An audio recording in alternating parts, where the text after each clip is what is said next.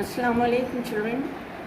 Today we are going to do an interesting poem from a railway carriage written by Robert Louis Stevenson. Very popular character in literature. This poem is written by Robert Louis Stevenson. He was born in 1850, died in 1894. He is a Scottish novelist, poet, and essayist. He was born in Edinburgh. His formal education was greatly interrupted. Interrupted means off and on he had to leave his studies. Why? Because of his illness, and was frequently taken for holidays. He tried to study engineering, then law. But in 1873, he decided to embark upon a literary career. He wanted to start a literary career. He wanted to be a part of literary work. His novels, Treasure Island and Kidnapped, are well known. In another one, Dr. Jekyll and Mr. Hyde, he shows how every individual has ability to do both good and evil, bad deeds. He really loved children and understood them. This poem shows his skill as a poet. Now children, before we start reading the poem, let me give you a brief idea as to what actually Stevenson has tried to describe to us. He is describing a journey by railway carriage, that is a train, and he is at the same time trying to describe the scenes and the sounds, all the different kinds of sights which one comes across while traveling in a railway carriage. Is it clear, children? Okay. Now, in the very first stanza, he tries to compare the speed of the carriage to few things, and because of its fast speed, the sights that pass by just move very fast and the carriage moves forward. Faster than fairies, faster than witches. It is our make-believe. Although we don't see fairies, it's not authentic, but the imagination about a fairy is that it flies and flies very fast. So just like fairies, rather faster than them and faster than witches.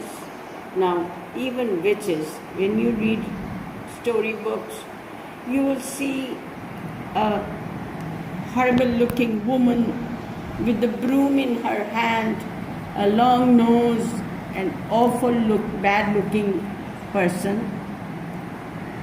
She sits on a broom and flies from one place to the other. That is why Stevenson has compared the speed of the railway carriage to fairies and witches. Faster than fairies, faster than witches, bridges and houses, hedges and ditches. Now these four things are the ones that come on the way, and we can see them pass by very fast. And charging along like troops in a battle, Now, when a battle is going on, the soldiers in groups, namely troops, they attack the enemy. They charge the enemy, they attack the enemy very, very fast. Stevenson has here compared the speed of the carriage to the charging troops in a battle. And all this is passing by, and the scene that one passes is all through the meadows, the horses and cattle. Meadows, plain land, grassy land where the horses and cattle are grazing. So these are the different scenes that pass by, and this is the speed of the carriage.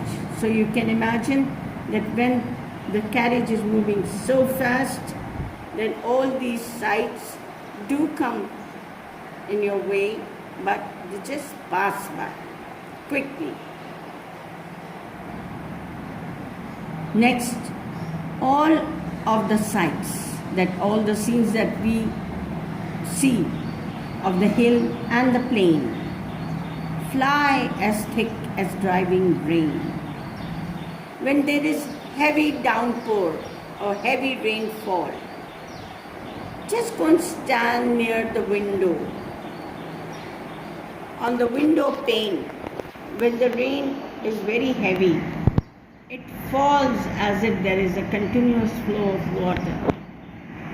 And these sights that the poet has described, they fly past.